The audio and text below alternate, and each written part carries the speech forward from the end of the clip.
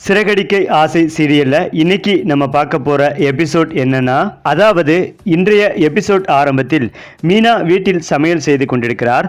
அப்போது மீனாவிடம் பேசிக் கொண்டிருக்கிறார் ஸ்ருதி. இருவரும் பேசும்போது, நீங்க மட்டும் எப்பவுமே இப்படி வேலை பார்த்துட்டே இருக்கீங்களே, இது உங்களால் மட்டும் எப்படி முடியுது என்று ஸ்ருதி கேட்கிறார். அதற்கு மீனா, இந்த வீட்டில் இருக்கும்போது இது போல வேலை செஞ்சு பழகிருச்சு, அதனால்தான் என்னால் வேலை செய்ய முடிகிறது. நான் இந்த வீட்டுக்கு வருவதற்கு முன்பு அத்தை ஒரு வேலைக்காரங்க வச்சிருந்தாங்க. நான் வந்த அடுத்த நாள் அவங்கள வர வேண்டாம்னு சொல்லிட்டாங்க என்று சொல்ல, அதற்கு ஸ்ருதி ஏன் என்று கேட்க, ஏன்னா நானும் அதே இடத்தில் தானே இந்த வீட்டில் இருக்கிறேன் என்று மீனா ஃபீல் பண்ணி பேசுகிறார். அதற்கு ஸ்ருதி, நீங்கள் இவ்வளவு வேலை செய்தும் அத்தை ஏன் உங்களை மதிக்க மாட்டேங்கிறாங்கன்னு நான் கேட்க போகிறேன் என்று சொல்கிறார். அதற்கு மீனா, வேண்டாம், நீங்கள் கேட்டால் அதுக்கும் என்னை தான் திட்டுவாங்க என்று தடுத்து நிறுத்துகிறார். அந்த நேரத்தில் தான் விஜயா வந்து, எதற்காக இவ்வளவு சமைக்கிற, ஏதோ கல்யாண வீட்டுக்கு சாப்பாடு செய்வது போல பண்ணுற என்று கேட்கிறார்.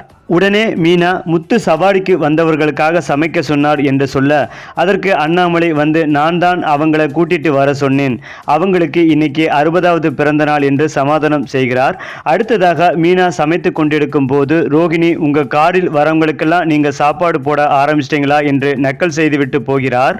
அதேபோல் மறுபக்கத்தில் மனோஜ் போலீஸ் ஸ்டேஷனுக்கு சென்று கதிர் பற்றி விசாரிக்க இன்ஸ்பெக்டர் கோவப்படுகிறார். அவரை பற்றி விவரங்களை நாங்கள் சேகரிக்கிறோம், நீ தேவையில்லாத விஷயங்களை பண்ணாத என்று வார்னிங் கொடுக்கிறார். பிறகு மனோஜை கம்ப்ளைண்ட் எழுதி கொடுக்க சொல்கிறார். அந்த நேரத்தில் தான் முத்து கூட்டிட்டு வந்த கெஸ்ட் வீட்டிற்கு வருகிறார்கள். அவர்களிடம் ஆரம்பத்தில் விஜயா முகம் கொடுக்காமல் பேசுகிறார். அப்போது அவர்கள் மலேசியாவில் இருந்து வந்தவர்கள் என்று தெரிந்ததும், என்னுடைய மருமகளுக்கு தெரிஞ்சா ரொம்ப சந்தோஷப்படுவா என்று ரோகிணியை கூப்பிடுகிறார் விஜயா. பின்பு முண்டக்கண்ணி ரோகிணி இதையெல்லாம் கேட்டு அதிர்ச்சியாகி தனியாக ரூமுக்குள் நிற்கிறார்.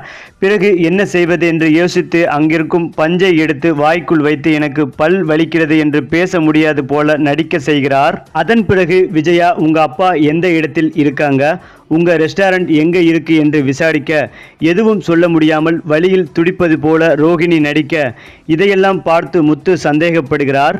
அதன் பிறகுதான் அண்ணாமலை ரோகிணியை ஹாஸ்பிடலுக்கு கூட்டிட்டு போகும்படி ஸ்ருதியிடம் சொல்கிறார். இப்படியாக இன்றைய எபிசோட் முடிவடைகிறது. சரி, இப்போ நீங்கள் சொல்லுங்க, மலேசியாவிலிருந்து வந்த தம்பதியால் வசமாக சிக்கிய முண்டக்கண்ணி ரோகிணி பற்றிய உங்களுடைய கருத்துக்களையும் உங்கள் கமெண்ட்டில் சொல்லுங்கள். மேலும் இந்த வீடியோ உங்களுக்கு பிடித்திருந்தால் லைக் பண்ணுங்கள், ஷேர் பண்ணுங்கள், மறக்காமல் நம்ம சேனலை சப்ஸ்கிரைப் பண்ணிக்கோங்க.